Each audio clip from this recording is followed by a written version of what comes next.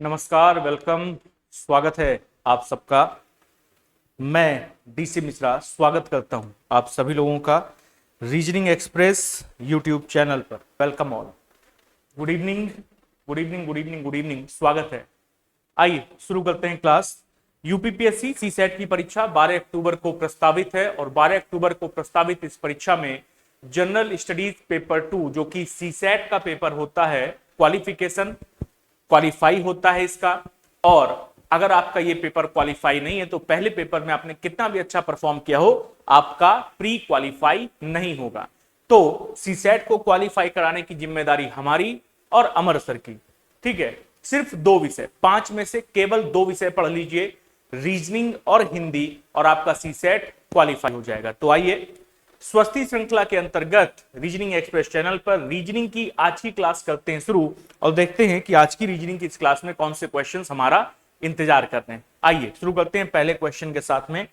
और पहला क्वेश्चन हम सभी का रहा ये कोडिंग डिकोडिंग के क्वेश्चन से शुरुआत हो रही आज की क्लास। ये कहता है एक कूट भाषा में कॉलोनी को 48 के रूप में कूटबद्ध किया जाता है, इंटरचेंज को 88 के रूप में कूटबद्ध किया जाता है। उसी भाषा में माउंटेन को किस प्रकार कूटबद्ध किया जाएगा? ये क्वेश्चन हमारे सामने है। कॉलोनी का कोड 48 और इंटरचेंज का कोड 88 है, तो माउंटेन का कोड क्या होगा? कॉलोनी का कोड कैसे निकाला गया है 88, ये पता करने का प्रयास करते हैं। कॉलोनी का कोड उन्होंने हमको दिया है 48। अगर हम प्लेस वैल्यू के आधार पर चलते हैं तो क्या प्लेस वैल्यू के आधार पर कुछ मिलेगा? 3, 15, 12, 15, 14 और 25। यहां से 48 कैसे मिलेगा? अगर हम इन सबको जोड़ देते हैं तो 15 15 30 हो रहा है, 30 और 25 होता है 55, 55 और 15 होता है हमारे पास में 70, और 14 और है यानी कि 84, और 84 को इन्होंने 48 लिखा है, तो क्या 48 इसका कोड आएगा? इस तरह से।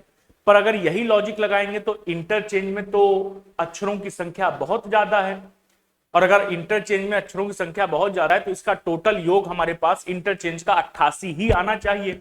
भाई चलो यहां पर मान लें कि हमको 84 मिल रहा है, 84 के अंकों को पलट करके 48 हमने लिख दिया, पर यहां तो ऐसा होता हुआ दिखेगा नहीं, क्योंकि ये जितने लेटर्स यहां पर लिखे उनके आधार पर ये संख्या 88 से आगे चली जाएगी। जैसे ये 20 है और ये 18 है, 20 और 18 कितना हो गया? 38, 4 42 और 10 52, 52 52 52 के बाद अगर हम यहां पर आते हैं तो ये हो जाएगा हमारे पास में 66, 66 और 2 बार ई है तो ये हो गया 76, 76 7 83, ये ज्यादा हो जाएगा 88 से। नहीं, ये लॉजिक नहीं लगेगा।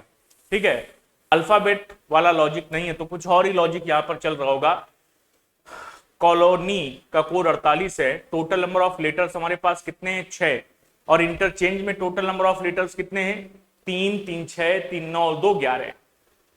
ठीक, लॉजिक क्लियर हो जाएगा अब यहां से। इंटरचेंज में टोटल नंबर ऑफ लेटर्स हमारे पास कितने हैं? 11, और कोड कितना दिया है? 88। कॉलोनी में टोटल नंबर ऑफ लेटर्स है 6 और कोड दिया है 48, यानी 6 में यदि हम 8 का गुणा करें तो कहां पहुंच रहे हैं? 48 पर, और यदि 11 में 8 का गुणा करें तो कहां पहुंच रहे हैं? 11 8 88। यानी कोड का लॉजिक क्या है? कोड बनाया कैसे गया है? तो कोड इस तरह से बनाया गया कि दिए गए शब्द में जितने अक्षर हैं, अक्षरों की उन संख्या में 8 का गुणा करने पर जो संख्या आ रही वही हमारा कोड है। ठीक, तो कॉलोनी में 6 अक्षर 6 8 48 उसका कोड, इंटरचेंज में 11 अक्षर 11 8 88 उसका कोड। तो माउंटेन का कोड क्या आएगा? टोटल नंबर ऑफ लेटर्स है 3 3 6 और 2 8, कितने हैं? 8, और यदि 8 में 8 का गुणा करेंगे तो 8 8 64 होता है। यानी ऑप्शन नंबर क्या हो जाएगा? ऑप्शन नंबर ए, ये हमारे प्रश्न का उत्तर बनेगा। ठीक है, आ जाओ अगला क्वेश्चन। उस शब्द युग्म का चयन कीजिए जो दिए गए शब्दों के युग्म में व्यक्त किए गए समान संबंध का सबसे अच्छा निरूपण करता है।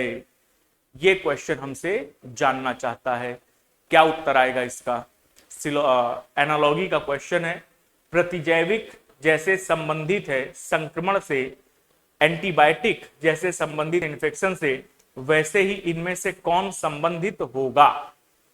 बताओ फटाक से उत्तर क्या आएगा?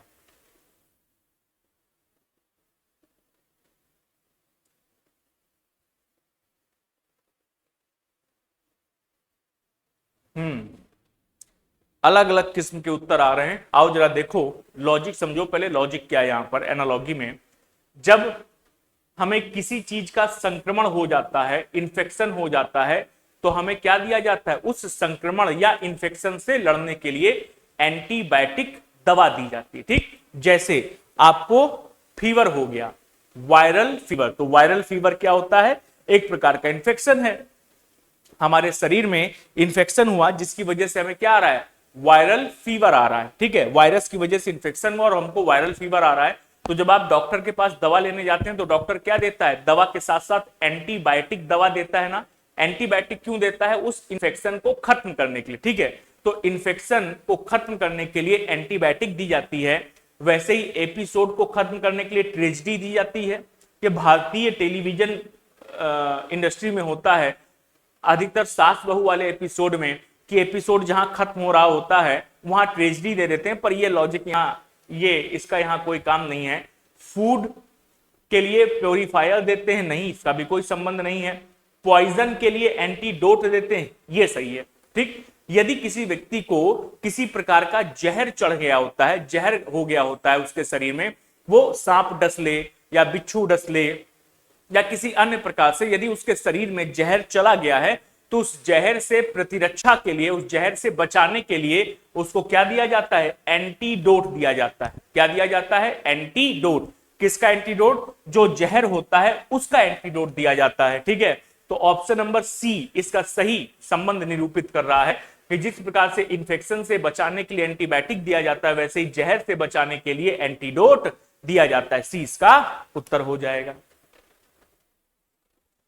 नीचे दी गई श्रृंखला में अगले क्रम में आने वाली विकल्प आकृति का चयन करें। एक श्रृंखला दी गई है और इस श्रृंखला में अगली आकृति कौन सी आएगी? 5 आकृतियां दी गई हैं, नेक्स्ट आकृति कौन सी आएगी, ऐसा वो हमसे जानना चाहता है। बताओ भैया क्या उत्तर आएगा? कुछ रंग बिरंगी सी आकृतियां हमको नजर आ रही हैं यहां पे, इन रंग बिरंगी आकृतियों के आधार पर उत्तर बताना है। बताओ।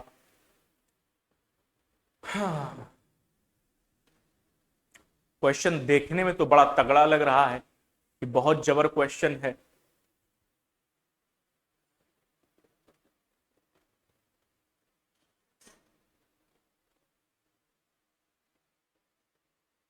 कोई भी अभी तक उत्तर नहीं दे पाया है। आइए देखा जाए इस प्रश्न का उत्तर क्या आएगा। हमारे पास 5 आकृतियां दी गई हैं। इन 5 आकृतियों में हमारे पास 2 आकृतियां ऐसी हैं ट्रायंगल फॉर्म में जो शेडेड हैं, बाकी आकृतियां नॉन शेडेड हैं। ठीक है, यदि हम एक एक आकृति को पकड़ना शुरू करें, जैसे हम इस आकृति को पकड़ रहे हैं, ये आकृति नंबर पहली जो है, अगर हम यहां से यहां पर जाते हैं तो ये आकृति कहां पर आ गई है? यहां पर आ गई है। इसको हमने पहली आकृति नाम दिया है, आकृति नंबर 1। ठीक है, ये आकृति यहां से यहां पर आ गई है, यानी शिफ्टिंग कितनी की हुई है? तो शिफ्टिंग को अगर ध्यान से देखें तो पहले ये यहां पर थी, पहला छोड़ा दूसरा, यानी दूसरे पर आ गई, यानी शिफ्टिंग कितने की हुई है? 2 की। कितने सेट की शिफ्टिंग हो रही है? 2 की। इस पर्टिकुलर स्क्वायर को 8 भागों में बांटा गया है और 8 भागों में बांटने पर ये जो पहली आकृति है ये क्लॉकवाइज में 1 और 2 कितना आगे गई है? 2 आगे गई है। ठीक, जब हम यहां से यहां पर जाते हैं तो देखो जरा इसको, कहां से क्या हो रहा है? यहां पर थी आकृति, 1 छोड़ेगी तो दूसरा यहां पर, यानी यहां पर आएगी, एकदम सेम कंडीशन चल रही है, आकृति यहां पर आएगी। ठीक, जब यहां से हम यहां पर जाएंगे तो अब ये आकृति यहां पर है, तो एक स्थान छोड़ करके 2 स्थान, यानी ये आकृति कहां पर आएगी? यहां पर आएगी। और फिर यहां से आगे जाएंगे, यहां पर एक ही आकृति है। आओ देखो यहां से, अच्छा ये हमारे पास 2 आकृतियां यहां होंगी, एक ऊपर एक नीचे, तो एक खाना छोड़ करके दूसरे खाने पर जाएगी, यानी ये आकृति यहां पर आएगी। ठीक, इस कंडीशन के आधार पर हम चले हैं, तो इसी हिसाब से अगली आकृति जो हमारे पास आनी चाहिए वो कौन सी होनी चाहिए, कहां पर? तो अगली आकृति हमारे पास ये है, 2 वाली आकृति। यदि इस आकृति के साथ हम आगे बढ़ते हैं तो ये पहले से जब दूसरे फिगर में जाएंगे तो ये यहां से यहां पर आगे, यानी शिफ्टिंग कितने की हो रही? केवल 1 की, वो भी कैसा? एंटी क्लॉक में। शिफ्टिंग कहां हो रही? एंटी क्लॉक में शिफ्टिंग हो रही है। फिर यहां से जब हम यहां वाले फिगर में गए तो अगेन देखो यहां से यहां पर आ गए यानी 1 की शिफ्टिंग हुई है। यहां से जब यहां पर गए तो ये यहां से यहां पर आ गए यानी अगेन 1 की शिफ्टिंग हुई है। और जब यहां से यहां पर जाएंगे तो यही वाली आकृति ऊपर की ओर आ जाएगी यानी 1 और 2 दोनों आकृतियां यहां पर कोलैप्स कर रही हैं, इसीलिए यहां पर एक आकृति है। एक बार की दिमाग में आया कि सब जगह दो दो आकृतियां शेडेड थी, यहां एक ही आकृति क्यों शेडेड है? ये खेल चल रहा था क्योंकि दोनों आकृतियां क्या कर रही हैं, कोलैप्स कर रही हैं। इस पॉइंट पर आकर के दोनों आकृतियां कोलैप्स कर रही हैं और यदि कोलैप्स कर रही हैं तो एक साथ आ गई और चूंकि दोनों राइट एंगल ट्रायंगल है तो एक के ऊपर एक क्या हो गई, कोलाइड कर गई या एक के ऊपर एक कोइंसाइड कर गई। तो हमको एक ही आकृति नजर आ रही, दूसरी आ ही नहीं रही। ठीक है, अगर सेम लॉजिक के आधार पर हम चलेंगे तो अगली बार ये जो 1 व 2 वाली आकृति है, ये 2 वाली आकृति यहां पर आनी चाहिए। ठीक है, ये 2 वाली आकृति कहां पर आनी चाहिए, ये 2 वाली आकृति यहां पर आनी चाहिए। ठीक है, 2 वाली आकृति, और ये 1 वाली आकृति ये घूम करके इधर पर आएगी तो ये आकृति हमारे पास यहां पर आनी चाहिए, यानी ये फिगर हमको मिलना चाहिए। और ऐसा फिगर हमको कहां दिख रहा है, ऐसा फिगर हमको दिख रहा है ऑप्शन नंबर डी में। गजब भयानक क्वेश्चन था भाई, गजब भयानक क्वेश्चन था, हैं परेशान करने वाला। मतलब मैं गारंटी लेता हूं कि 80% बच्चा इसको छोड़ देगा, इस क्वेश्चन को। वो यहां से यहां तक बहुत मुश्किल है कि यहां तक आएगा और उससे उतने देर में उसकी नजर यहां पर पड़ेगी और वो भड़बड़ा जाएगा, एकदम घबरा जाएगा कि ये क्या चल रहा है, छोड़ देगा इस क्वेश्चन को, इसके आगे सॉल्व नहीं करेगा। ठीक, क्योंकि बहुत बेहतरीन क्वेश्चन है ये। ठीक है, आ जाओ अगला क्वेश्चन। दिए गए पैटर्न का ध्यानपूर्वक अध्ययन करें और अक्षर का चयन करें जो प्रश्न चिन्ह के स्थान पर आएगा। अच्छा, मिसिंग टर्म का क्वेश्चन है लेकिन इस बार लेटर हमको दिए हैं, नंबर नहीं दिए हैं। लेटर दिए हैं तो प्लेस वैल्यूज का प्रयोग करें। ए की प्लेस वैल्यू कितनी होती है 1, एल की प्लेस वैल्यू 12, आर की प्लेस वैल्यू 18, आई की प्लेस वैल्यू 9 और जी की प्लेस वैल्यू 7। अगर इस हिसाब से चलते हैं तो लॉजिक क्या बन सकता है इसका, सीधे सीधे अगर देखोगे तो सीधे सीधे चल रहे हैं ऐसे डायगोनल में। 1 + 18 कितना होता है, एक कॉमन नंबर आ रहा है 19। 12 + 17 कितना होता है, कॉमन नंबर आ रहा है 19। तो अगर यहां पर 9 है तो यहां पर कौन सा अक्षर रखा जाए कि जोड़ने पर 19 आ जाए, तो 9 में 10 जोड़ा जाए तो 19 आएगा। जे की 10 किसकी वैल्यू होती है, जे की, तो जे की प्लेस वैल्यू होती है 10, यानी आई के अपोजिट में क्या आएगा, जे आएगा। और अगर जे आएगा तो ऑप्शन नंबर ए इसका उत्तर बनेगा। आई बात समझ। लेटर दिए थे अब की बार मिसिंग टर्म के इस क्वेश्चन में, और लेटर में भी क्या चल रहा था, लेटर में भी सामने सामने यानी अपोजिट लेटर्स का खेल चल रहा था। अपोजिट लेटर्स का जो योग है प्लेस वैल्यूज का वो सेम आ रहा है। ठीक है, नेक्स्ट क्वेश्चन ये आया है अब डिस्टेंस और डायरेक्शन से। कहता है स्टेन उत्तर दिशा की ओर चलना शुरू करता है। पूछा क्या है, प्रारंभिक बिंदु से कितनी दूर और किस दिशा में है, बताओ उत्तर क्या आएगा। प्रारंभिक बिंदु से कितनी दूर और किस दिशा में है, उत्तर बताइए।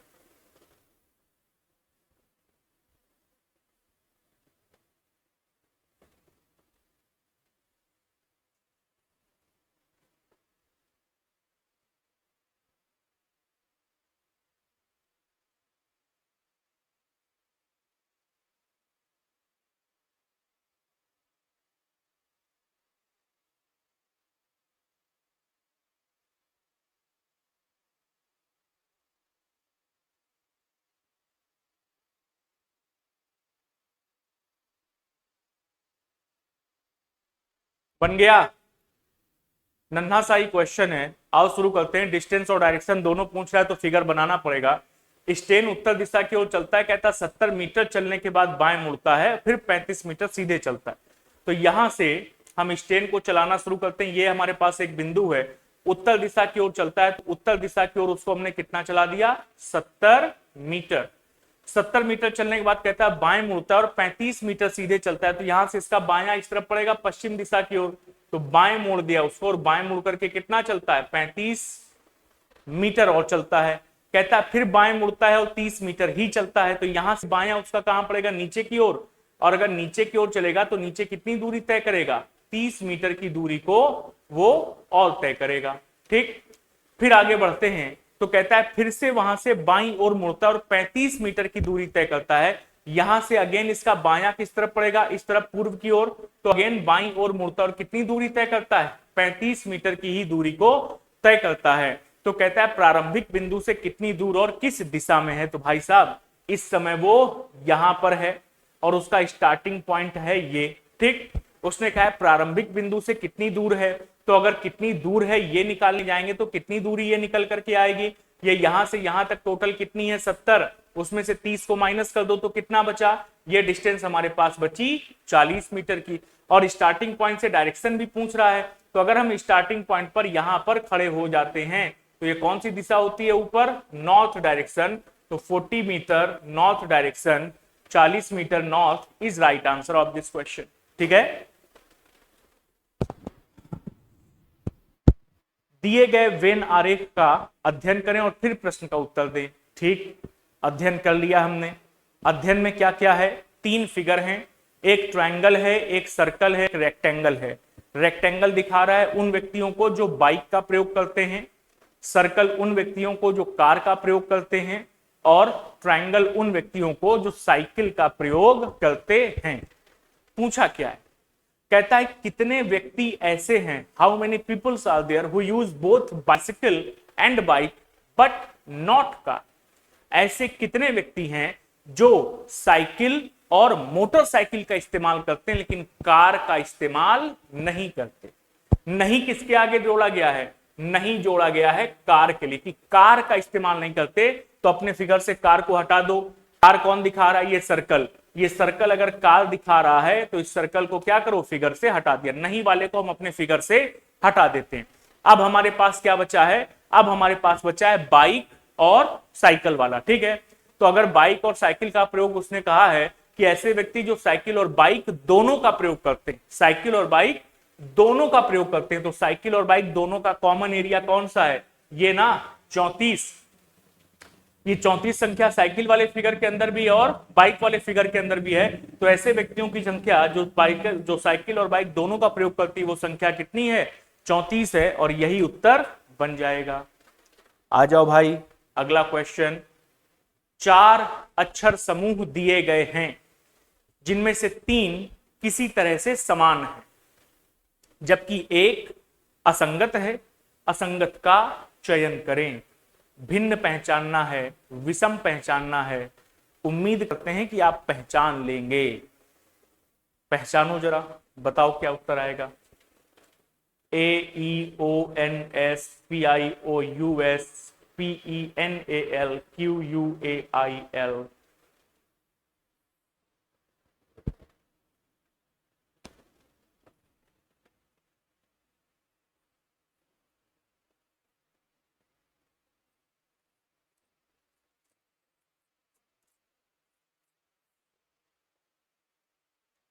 क्या उत्तर बनेगा इसका?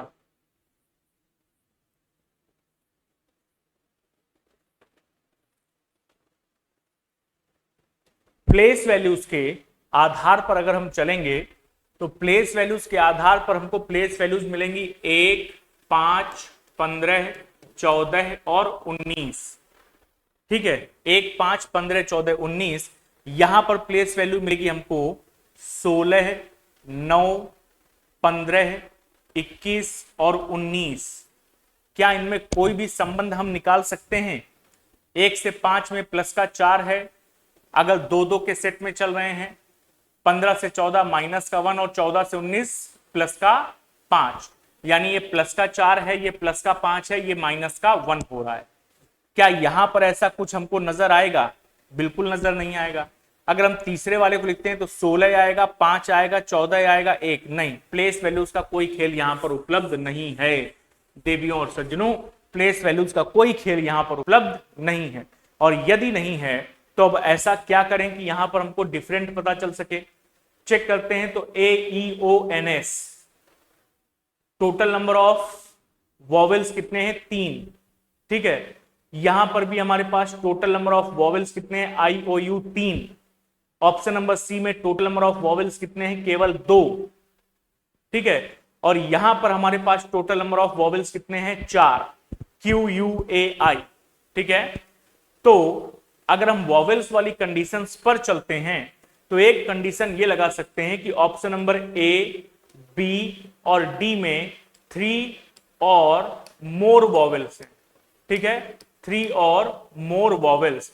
ए में 3 है, बी में 3 है, जबकि डी में 4 वॉवेल्स हमको नजर आ रहे हैं। मोर देन 3 और मोर देन 3 वॉवेल्स हैं। जबकि ऑप्शन नंबर सी में हमारे पास केवल और केवल कितने वॉवेल्स हैं? केवल और केवल 2 वॉवेल हैं।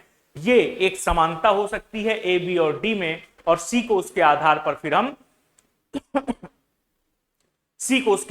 फिर हम अलग कर सकते हैं कि सी में केवल 2 वॉवेल हैं, बाकी सब में 2 या उससे अधिक वॉवेल हैं, 3 या 4 वॉवेल। ठीक है, चलिए अगला क्वेश्चन हम सबके सामने।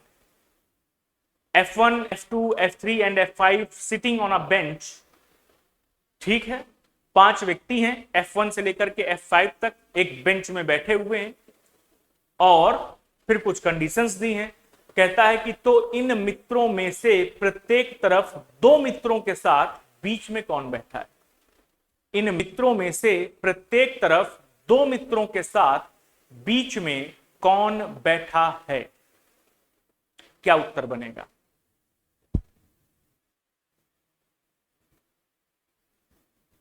कठिन नहीं है, एकदम आसान सा क्वेश्चन है।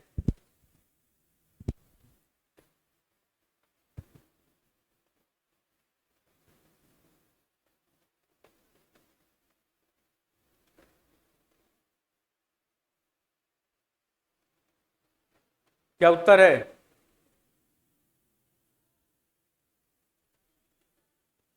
आओ देखो, 5 व्यक्ति हमारे पास बैठे हुए हैं। आओ सबसे पहले 5 व्यक्तियों को बैठाते हैं। लाइन सीधी नहीं हुई है, ऐसे खींचना पड़ेगा तब लाइन सीधी बनेगी। ठीक है, 5 व्यक्ति हैं, 1 2 3 4 और 5। ये 5 व्यक्ति कह रहे हैं। अब उसमें कहता है F4 F2 के बिल्कुल बाईं ओर बैठा है, F3 F5 के बिल्कुल दाईं ओर बैठा है, F1 एक सिरे पर बैठा है। एक पंक्ति के 2 सिरे होते हैं, यहां लेफ्ट और राइट वो 2 सिरे हैं। F1 एक सिरे पर बैठा है, लेकिन कौन से नहीं पता। कहता है और F2 का केवल एक पड़ोसी है, F2 का केवल एक पड़ोसी है, ऐसा उसने कहा है। अगर F2 का केवल एक पड़ोसी है, इसका मतलब है F2 भी कहां पर बैठा होगा? कॉर्नर पर, या तो इमीडिएट राइट या तो इमीडिएट लेफ्ट में। ठीक है, तभी और तभी केवल उसका एक पड़ोसी होगा। F2 के बारे में एक कंडीशन ऊपर है कि F4 F2 के बिल्कुल बाईं ओर बैठा है। F4 कहां बैठा है? F2 के इमीडिएट लेफ्ट में। अगर हम F2 को यहां बैठा लेंगे तो इमीडिएट लेफ्ट में F4 नहीं आएगा। इसका मतलब है यहां किसको बैठाला जाए? F2 को। अगर यहां पर F2 है तो उसके इमीडिएट लेफ्ट में यहां पर कौन आएगा? F4 आ जाएगा। ठीक, उसने कहा F1 एक सिरे पर बैठा है, तो F1 को कहां पर बैठा दो? यहां पर, तो F1 एक सिरे पर आ गया। अब बचे F3 और F5, तो उसने कहा है F3 F5 के बिल्कुल दाईं ओर बैठा है। F3 दाएं बैठा है किसके? F5 के। तो F5 जहां कहीं भी होगा उसके राइट में F3 को होना चाहिए। अगर यहां पर F5 को लिखोगे तो क्या उसके राइट में F3 आएगा? नहीं। तो यहां पर कौन आएगा? F5। तो उसके इमीडिएट राइट में यहां पर कौन आएगा? F3। ये बन गया। पूछा क्या उसने? उसने कहा है कि तो इन मित्रों में से प्रत्येक तरफ 2 मित्रों के साथ बीच में कौन बैठा है? यानी ये जो 5 मित्र हैं, इनमें से वो व्यक्ति कौन है जिसके दोनों तरफ 2-2 मित्र हैं? प्रत्येक तरफ 2 मित्रों के साथ बीच में बैठा है, दोनों तरफ 2-2 मित्र हैं। तो F3 वो व्यक्ति है जिसके लेफ्ट में और राइट में दोनों तरफ क्या है? 2-2 मित्र बैठे हैं। तो ऑप्शन नंबर बी यानी F3 इसका उत्तर आ जाएगा। ठीक, the next question is in your screen, on your screen.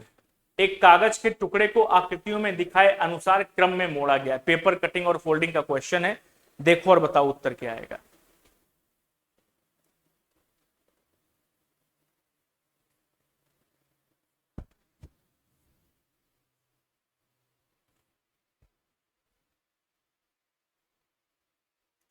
आ गया उत्तर?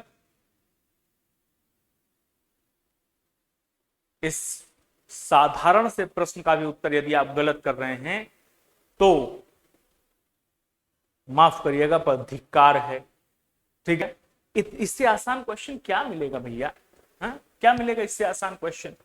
ठीक है, आओ देखो जरा, कुछ लोगों के लिए इसको बड़ा कर देते हैं ताकि उनको और क्लियरली नजर आवे। ये लो भैया, बड़ा कर दिया थोड़ा। अब बताओ क्या उत्तर आएगा सही सही।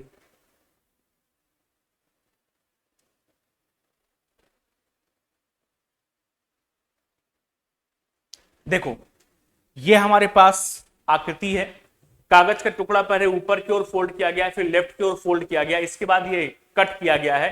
कट क्या किया गया है, एक ये आकृति, एक ये आकृति, और बीच दो छोटे छोटे से ट्रायंगल हैं। ठीक, जैसे जैसे देखो पेपर कटिंग और फोल्डिंग के क्वेश्चन में जैसे जैसे फोल्डिंग की गई है, अनफोल्डिंग एज इट इज कर दो, कभी आपका प्रश्न गलत नहीं होगा। एज इट इज इन आपको अनफोल्डिंग करनी है। ठीक है, जैसे अब अगर हम इसको लेफ्ट की ओर अनफोल्ड करेंगे, कहां, लेफ्ट की ओर अनफोल्ड करेंगे, तो ये ट्रायंगल हमको यहां पर मिलेगा ना, और ये ट्रायंगल हमको यहां पर मिलेगा ना, ये दो ट्रायंगल हमको यहां पर मिलेंगे। ठीक है, सिमिलरली अगर हम नीचे की ओर अब इसको अनफोल्ड करेंगे तो ये ट्रायंगल हमको यहां पर मिलेगा, और ये ट्रायंगल यहां पर, ये ट्रायंगल हमको यहां पर मिलेगा, और ये ट्रायंगल हमको यहां पर। ये ट्रायंगल मिलना चाहिए कि नहीं मिलना चाहिए, और बाकी बाकी फिगर हमको एज इट इज मिलता ही मिलता रहेगा। हम खाली ट्रायंगल चेक कर रहे हैं, ट्रायंगल से सारा कुछ पता चल जाता है। ऑप्शन नंबर ए में दो चार के चारों ट्रायंगल, ये दोनों ट्रायंगल, देखो ये दोनों ट्रायंगल क्या है, अपोजिट है ना, यहां सारे के सारे एक ही दिशा में है, ए गलत है। सी वाले में अपोजिट है ट्रायंगल, ऊपर नीचे दाएं बाएं दोनों अपोजिट हैं।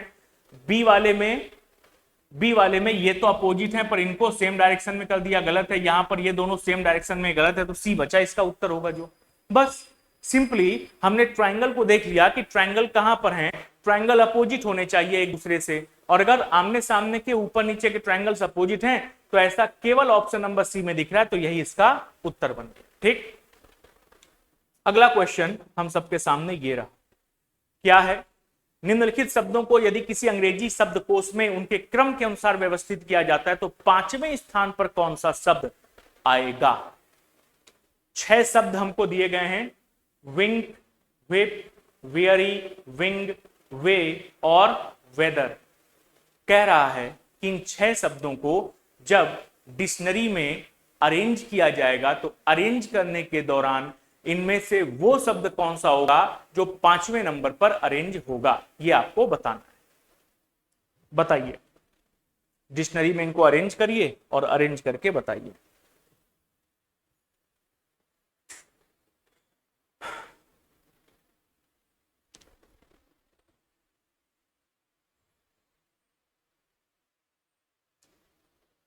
क्या उत्तर आ रहा है, जब हम इनको अरेंज करते हैं तो W हर जगह पर कॉमन दिख रहा है ना, सभी शब्दों का पहला अक्षर क्या है, W है, तो W हर जगह पर कॉमन है।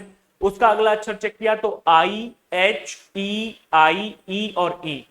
अब बताओ I, E, H, इनमें से सबसे पहले कौन आता है अल्फाबेटिकली, सबसे पहले E आता है ना, यानी पहले E अक्षर वाले शब्दों को अरेंज करेंगे। अब E अक्षर हमको 3 जगह पर मिल रहा है, कहां पर, वियरी, वे और वेदर में।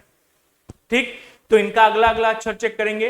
अब वियरी में अगला अक्षर ए है, यहां पर आई है और यहां पर ए है, तो आई और ए में पहले ए को अरेंज करते हैं, तो ए हमको मिल रहा है वियरी और वेदर में, तो इसका अगला अक्षर चेक करेंगे तो यहां पर आर है ए के बाद, यहां पर टी है ए के बाद, तो आर और टी में अल्फाबेटिकली पहले आर आता है, यानी सबसे पहले तीसरे अक्षर शब्द को अरेंज करेंगे, तीसरे के बाद छठे शब्द को अरेंज करेंगे। ठीक है, यानी वेदर को अरेंज करेंगे, ए वाले अरेंज हो जाएंगे, तो अब किसको अरेंज करेंगे, ई को, तो ई कहां पर आ रहा है, वी में, तो फिर 5वें नंबर वाले शब्द को अरेंज करेंगे। अब हमारे पास बचा आई, एच और आई, तो आई और एच में पहले एच आता है, तो दूसरे नंबर पर यानी विप को अरेंज करेंगे।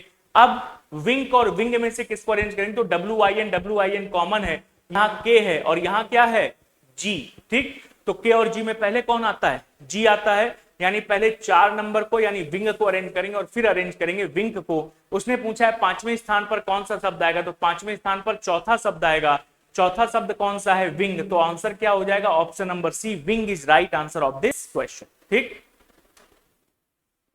अगला क्वेश्चन, एक साल में कौन से 2 महीनों में एक ही कैलेंडर होगा, एक साल में कौन से 2 महीनों में एक ही कैलेंडर होगा। यानी प्रश्न आपसे कह रहा है कि जैसे हम साल के कोई 2 महीने उठा लें तो साल के वो 2 महीने कौन से होते हैं जिनमें कैलेंडर सेम होता है। अप्रैल या जुलाई, अप्रैल और जुलाई, अक्टूबर और दिसंबर, अप्रैल और नवंबर, जून और अक्टूबर। सही उत्तर क्या आएगा?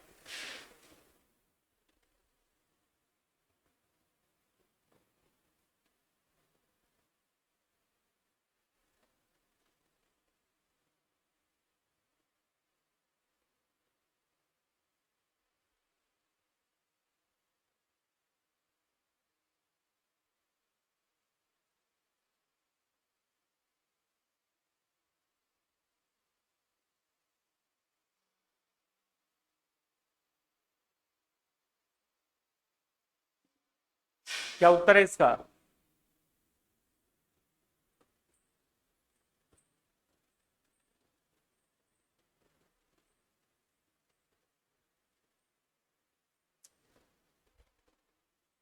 हम्म,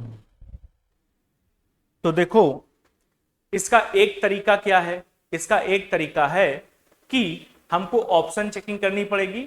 हम अप्रैल से चलना शुरू करें, 1 अप्रैल से, और 1 अप्रैल से जब चलना शुरू करें तो 1 अप्रैल से पहले कहां जाएं?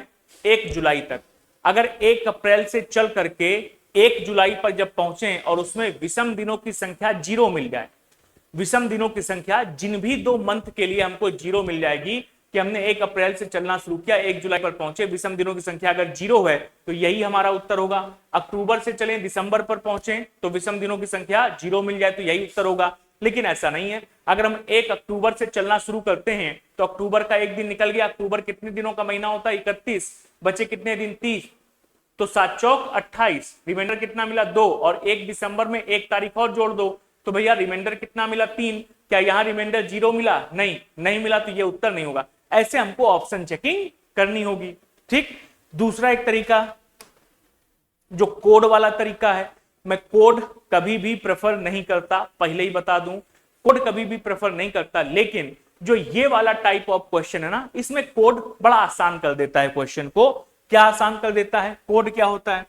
अगर किसी सामान्य वर्ष की चर्चा करें तो सामान्य वर्ष के लिए कोड क्या होता है? 033 614 625 035। और अगर अधिवर्ष है यानी लीप वर्ष है तो कोड क्या होता है?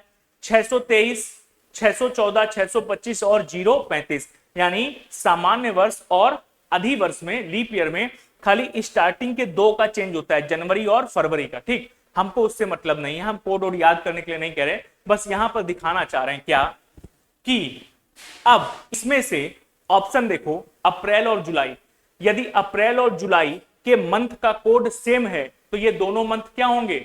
ये दोनों मंथ कैलेंडर में एक समान होंगे। तो अप्रैल का कोड क्या है? अप्रैल का कोड है 6। और जुलाई का कोड क्या है? जुलाई का कोड भी क्या है? 6। अगर अप्रैल का कोड 6 और जुलाई का कोड 6, दोनों का कोड 6 है तो ये दोनों मंथ कैलेंडर में क्या होंगे? एक समान होंगे। और वही उसने पूछा है कि एक साल में कौन से 2 महीने में एक ही कैलेंडर होगा, यानी अप्रैल और जुलाई में एक ही महीना होगा, एक ही कैलेंडर होगा। ठीक।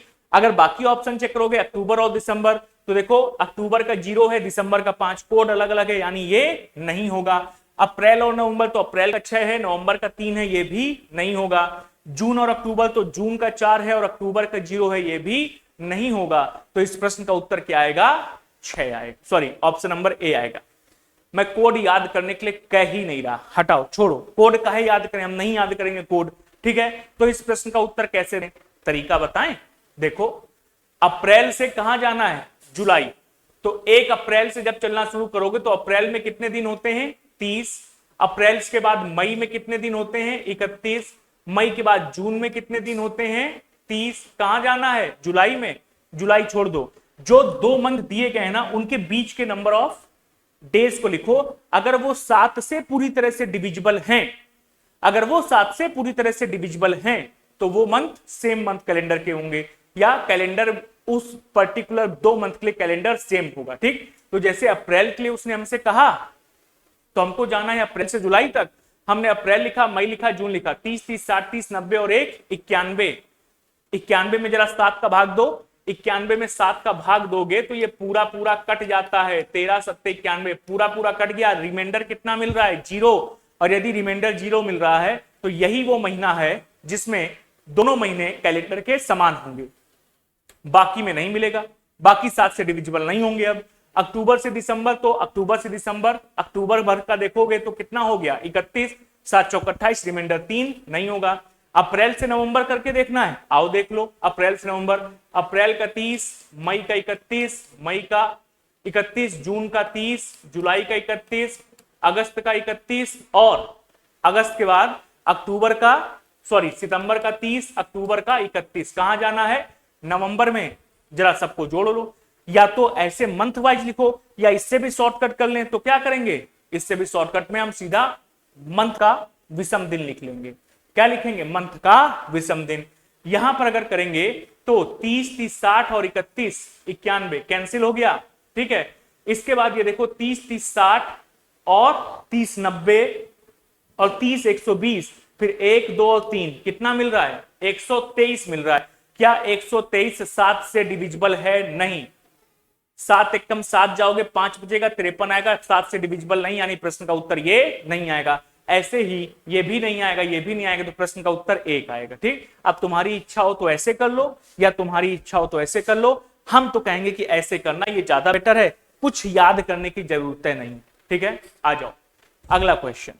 कहता है अनिका ने एक लड़की का अपने पिता की एकमात्र बहन की दूसरी बेटी के रूप में परिचय कराया।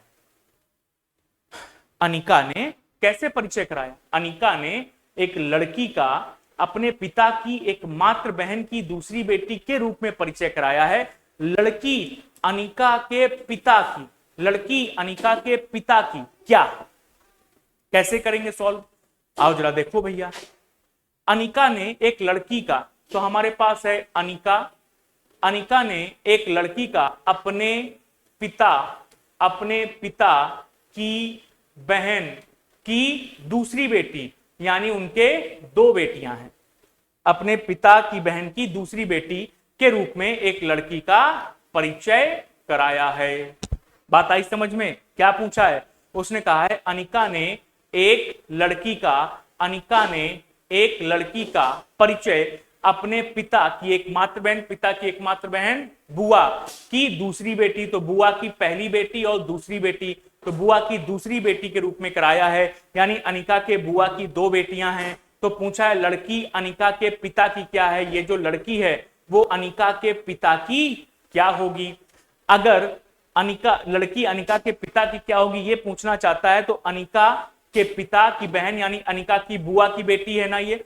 अगर ये लड़की अनिका के बुआ की बेटी है तो अनिका के पिता के लिए क्या कहलाएगी? भांजी कहलाएगी कि नहीं कहलाएगी? अनिका के पिता की बहन की बेटी है तो बहन की बेटी क्या कहलाती है? भांजी, यानी कि नीस। कहां लिखा है? ऑप्शन नंबर ए में। ए इसका उत्तर हो गया।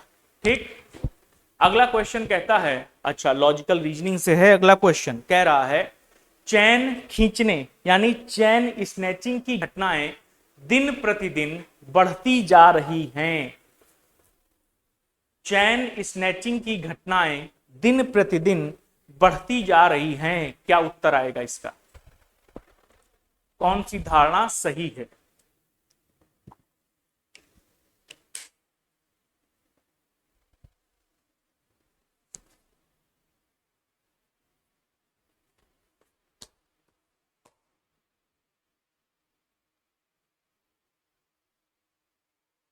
अच्छा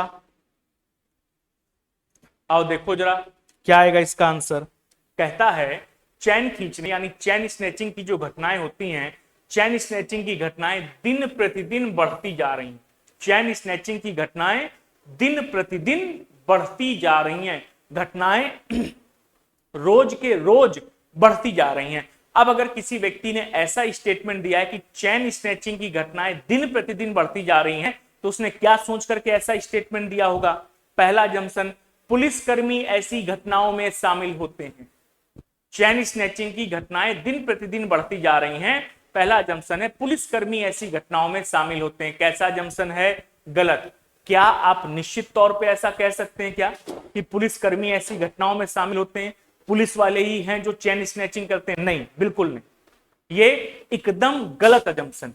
ठीक है, अगर व्यक्ति ने ऐसा स्टेटमेंट दिया है कि चैन स्नैचिंग की घटनाएं दिन प्रतिदिन बढ़ती जा रही हैं, तो उसने क्या सोचा होगा? उसने सोचा होगा कि यार रोज चेन स्नैचिंग की घटनाएं होती हैं, आज फला जगह, आज यहां, आज वहां, परसों वहां, रोज चेन स्नैचिंग की घटनाएं हो रही हैं। क्या ये जो चैन स्नैचिंग करने वाले लुटेरे हैं, चेन लुटेरे जो हैं, क्या इनको पुलिस का, कानून का कोई डर नहीं रह गया है क्या? इनको ये नहीं लगता कि हम पकड़े जाएंगे तो हमको सजा मिलेगी? उसने यही सोचा होगा ना, ठीक? तभी तो उसने ऐसा स्टेटमेंट दिया कि चेन खींचने की घटनाएं दिन प्रतिदिन बढ़ती जा रही हैं। इसका मतलब है चेन स्नेचरों को सजा का कोई डर ही नहीं रह गया है। चेन स्नेचरों को सजा का डर नहीं है, तभी तो रोज के रोज ऐसी घटनाएं बढ़ रही हैं। यदि सजा का डर होता तो ऐसी घटनाएं अंजाम ही क्यों देते? और ये घटनाएं रोज के रोज बढ़ती ही क्यों जाती? नहीं बढ़ती ना, है कि नहीं? इसलिए पहला गलत, लेकिन दूसरा सही है। केवल धारणा 2 निहित है, इसका उत्तर हो जाएगा। ठीक, यदि उनको डर होता, जो व्यक्ति ने कथन दिया है उसके अनुसार यदि व्यक्तियों को डर होता तो ऐसी घटनाएं नहीं बढ़ती। नेक्स्ट क्वेश्चन में कहता है, एक राष्ट्रीय राजमार्ग पर एक पंक्ति में 35 स्ट्रीट लैंप लगे हैं। क्वेश्चन है हमारे पास में ऑर्डर एंड रैंकिंग का। एक राष्ट्रीय राजमार्ग है, नेशनल हाईवे, जिसमें 35 स्ट्रीट लैंप लगे हैं। एक को छोड़कर सभी लैंप जलते हैं, यानी उन 35 में से एक लैंप कैसा है? खराब है, नहीं जलता है। एक को छोड़कर 35 लैंप, सभी लैंप जलते हैं। कहता है दोषपूर्ण स्ट्रीट लैंप, यानी वो स्ट्रीट लैंप जो खराब है, जो नहीं जलती है, उसके बारे में जानकारी दी है। दोषपूर्ण स्ट्रीट लैंप दाहिने छोर से 15वें स्थान पर है। ठीक है, ये लेफ्ट हो गया हमारे पास में, ये राइट है। ये नेशनल हाईवे है। इस नेशनल हाईवे में टोटल कितनी? टोटल 35 स्ट्रीट लाइट लगी हैं, लेकिन एक लाइट नहीं जलती, एक लाइट गलत है। ठीक है, कहां? तो इन 35 में से एक स्ट्रीट लाइट क्या है? गलत है। अब अगर एक ये स्ट्रीट लाइट गलत है, उसके बारे में जानकारी दी कि दोषपूर्ण स्ट्रीट लैंप दाहिने छोर से 15वें स्थान पर है, यानी जो 35 लाइट यहां पर लगी हैं उसमें से 15वें नंबर की जो स्ट्रीट लाइट है वो नहीं जलती। 15वें नंबर की जो स्ट्रीट लाइट है वो नहीं जलती। ठीक, तो कहता है बाएं छोर से दोषपूर्ण स्ट्रीट लैंप की स्थिति क्या है, यानी इस स्ट्रीट लैंप की जो नहीं जलती है, दाएं से उसकी स्थिति क्या है जानना चाहता है। कितना आसान क्वेश्चन है। टोटल वैल्यू हमको पता है 35 है, इसमें प्लस का 1 करके माइनस कर देंगे। क्या? लेफ्ट से निकालना है, राइट से वैल्यू पता है तो माइनस कर दिया। कितना आ गया? 36 में से 15 जाएगा तो आ जाएगा 21। यानी इस दोषपूर्ण लाइट की जो रैंक लेफ्ट से होगी वो कितनी होगी? 21वीं होगी। ठीक है, अगला क्वेश्चन कहता है, मुख्य रसोइये ने अपने सहायक को बताया यह कुकीज ठीक से नहीं पकी है। लॉजिकल रीजनिंग का क्वेश्चन, कथन और निष्कर्ष का क्वेश्चन है। कहता है कि मुख्य रसोइये ने, जो मेन कुक है या हेड शेफ है, उसने अपने सहायक को बताया है कि यह कुकीज ठीक से नहीं पकी है। ऐसा स्टेटमेंट दिया गया है। ठीक, और यदि ऐसा स्टेटमेंट दिया गया है तो निष्कर्ष क्या निकल सकता है? इस पर्टिकुलर स्टेटमेंट का निष्कर्ष क्या निकल सकता है? पहला निष्कर्ष है, मुख्य रसोइया अपने सहायक को गलती दिखाना चाहता है। ठीक, दूसरा है, मुख्य रसोइये को कुकीज पसंद है? तो स्टेटमेंट जब उसने कहा है कि मुख्य रसोइये ने अपने सहायक को बताया यह कुकीज ठीक से नहीं पकी है, तो हुआ क्या होगा? जो मुख्य रसोइया है उसने अपने सहायक को कुकीज पकाने के लिए दी होगी। अब सहायक ने कुकीज तो पकाई, लेकिन वो कुकीज ठीक से नहीं पकी। अब अगर कुकीज ठीक से नहीं पकी है तो बात किस पर आएगी? जो रसोइया है, मुख्य रसोइया, उस पर कि तुमने कैसी कुकीज पकाई हैं, ये तो पकी नहीं, तो कच्ची हैं, चाय में डुबो तो पत्थर बन जाती हैं कुकीज हैं।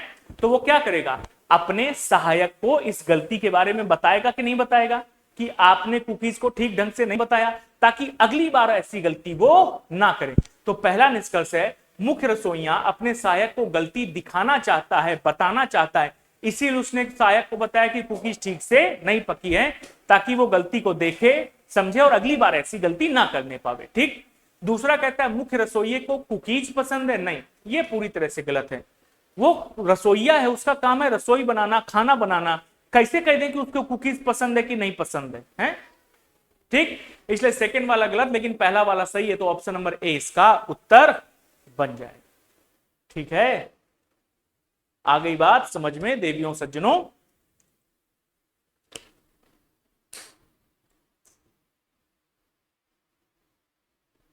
चलो, तो ये था हम लोगों का आज का अपना सत्र।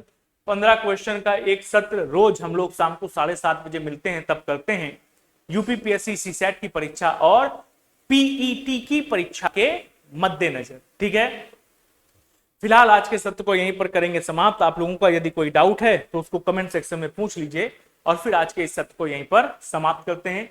रीजनिंग एक्सप्रेस की ऑफिशियल ऐप है, डाउनलोड कर सकते हैं प्ले स्टोर से, या डिस्क्रिप्शन में भी इसका लिंक दिया हुआ है, वहां से डाउनलोड कर सकते हैं। किसी प्रकार की कोई समस्या आ रही हो तो इस नंबर पे क्या कर सकते हैं, संपर्क कर सकते हैं। ये ऐप है, यहां पर सारे के सारे कोर्सेस मिलेंगे आपको। ठीक है, कौन कौन से कोर्सेज, जैसे ये अभ्युदय बैच है। ठीक है, कौन सा, अभ्युदय बैच। ये कौन सा है, ये रीजनिंग का कंप्लीट कोर्स है। रीजनिंग एक्सप्रेस ऐप पर आपको जितने भी कोर्स मिलेंगे वो सारे के सारे रीजनिंग के कंप्लीट कोर्स होंगे परीक्षाओं की दृष्टिकोण से। ठीक है, जैसे अभ्युदय बैच रीजनिंग का कंप्लीट कोर्स है, किसके लिए, सीसैट के लिए। हिंदी और रीजनिंग 2 विषय पढ़ लोगे, सीसैट क्लियर। 301 रुपए इसकी फीस है, कुछ जीएसटी वेस्टी लगा करके शायद 309 या 310 रुपए का ये पड़ता है। ठीक, चलिए, तो अगर आप इस कोर्स को करते हैं, यूट्यूब पर भी क्लास चलेगी, कोर्स भी आपके लिए उपलब्ध है। कोर्स इसलिए उपलब्ध है कि आप कहीं इधर उधर नहीं भटकें। यदि आपको कोर्स की जरूरत है, कोर्स की नीड है आपको, तो कोर्स भी आपके पास यहाँ पर एक्सप्रेस ऐप पर, रीजनिंग एक्सप्रेस ऐप पर उपलब्ध। ठीक है, सौरभ बैच कंप्लीट कोर्स है यूपीएसआई का। यूपीएसआई में जितनी भी रीजनिंग पूछी जाएगी, और सबसे ज्यादा रीजनिंग ही पूछी जाती है यूपीएसआई में, सबसे अधिक क्वेश्चन जो पूछे जाते हैं जिस सब्जेक्ट से, वो रीजनिंग सब्जेक्ट है। ठीक है, यूपीएसआई का कंप्लीट कोर्स ये आपके सामने है। Reasoning, verbal, non verbal, logical, analytical, सब कुछ यहां पर हम लोग करेंगे। ये दक्ष बैच है, फाउंडेशन कोर्स है किसका, रीजनिंग का। अलग अलग परीक्षाओं के लिए अलग अलग रीजनिंग, अलग अलग जगह से रीजनिंग, ये सब खत्म। एक बार ढंग से, अच्छे से यदि आप पढ़ लेंगे रीजनिंग को, तो दुनिया, भारत में कहीं भी कोई भी वनडे एग्जाम दीजिए, रीजनिंग का विषय आपको कभी परेशान नहीं करेगा। इस बात की मैं गारंटी लेता हूं, दावा करता हूं इस चीज का, कि रीजनिंग का विषय आपको परेशान नहीं करेगा। ठीक है, हर कॉम्पिटिटिव एग्जाम के लिए ये रीजनिंग है, यानी हर परीक्षा की रीजनिंग है। RO, UPPSC, UPSC, UPTPSC, SSC, railway, police, कोई भी परीक्षा हो, हर परीक्षा की रीजनिंग आपको यहां पर मिलेगी। ठीक है, और ये अधिकारी बैच है जो आरओ का बैच है। आरओ की तो परीक्षा हो गई गुरुजी, भैया मेंस में 15 क्वेश्चन आते हैं आरओ के, आपको पता है ना। तो मेंस की परीक्षा में जो 15 क्वेश्चन रीजनिंग के आते हैं, ये उसके लिए। ठीक, चलिए, ये सारे कोर्सेज का लिंक क्लास के डिस्क्रिप्शन में उपलब्ध है। और सारे कोर्सेज कहां उपलब्ध हैं, रीजनिंग एक्सप्रेस ऐप पर। ये ऑफिशियल टेलीग्राम चैनल है रीजनिंग एक्सप्रेस का। क्लास शेड्यूल, परीक्षा संबंधी सारी जानकारी आपको यहां मिलेगी, और क्विजेस, रीजनिंग के क्विजेस भी आपको यहां पर मिलते हैं। ठीक है, इसका भी लिंक भी डिस्क्रिप्शन में है, आप चाहें तो इस पर क्लिक करके अपने आप को जोड़ सकते हैं। ठीक, और अंत में लाइक, कमेंट, शेयर और सब्सक्राइब करना नहीं भूलना है। ठीक है, हालांकि भूल जाते हो ये बात तो हम जानते हैं, पर फिर भी हमारा फर्ज है कहना, और आपका फर्ज है सुनना। करना ना करना ये आपकी इच्छा है कि नहीं। तो आज के सत्र को यहीं पर करते हैं समाप्त। मुलाकात करेंगे आप सभी लोगों से अगले सत्र में। तब तक के लिए धन्यवाद, धन्यवाद, धन्यवाद आप सबका। तब तक स्वस्थ रहो, मस्त रहो, जबरदस्त रहो। मिलते हैं अगले सत्र में। धन्यवाद।